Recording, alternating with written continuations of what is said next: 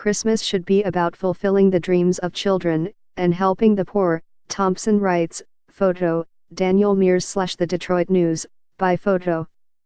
The Christmas season is fraught with beautiful traditions that require money and time. Think about it. The buying of gifts in this peak selling season for retailers, for friends and families, and the holiday parties and dinners accompanied by wonderful decorations that speak to the spirit of the season are all geared toward making Christmas a festive and happy period.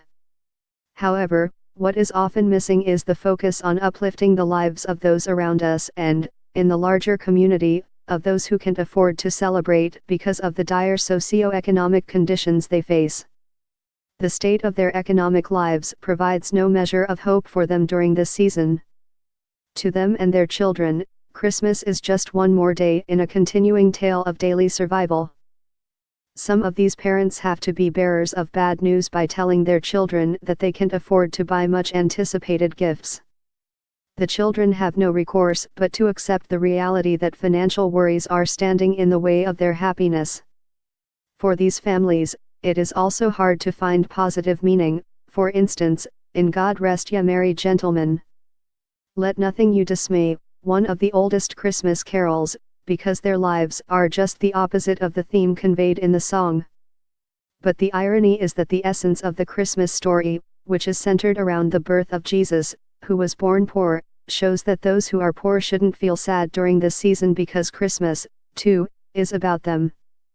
They should not feel disenfranchised. One reason is because God wanted to show us that Jesus Christ came to bring salvation to everyone, not just the rich and powerful, but the poor and downtrodden. God's love extends to the whole human race, evangelist Billy Graham explains in a 2012 Q&A interview about the meaning of Christmas. In addition, because he was born into a poor family, we know that Jesus understands what it means to be poor, as almost everyone was then, and still is in most parts of the world. The theologian James H.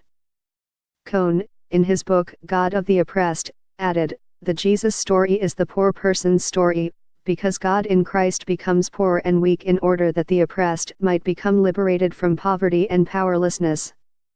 The oppressed are freed for struggle, for battle in the pursuit of humanity."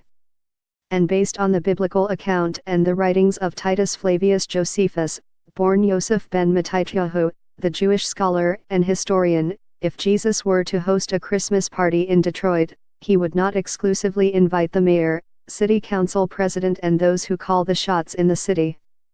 Instead, the Son of Mary would include and even prioritize the homeless and forgotten, the abandoned and the working poor, prisoners and those left out of the city's recovery.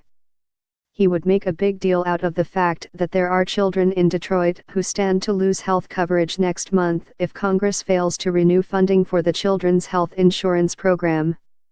That is part of the significance of Christmas, remembering and reaching out to the marginalized.